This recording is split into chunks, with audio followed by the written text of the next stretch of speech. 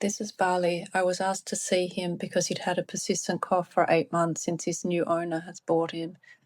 She tried pretty much everything she could think of with him, see in the caption below.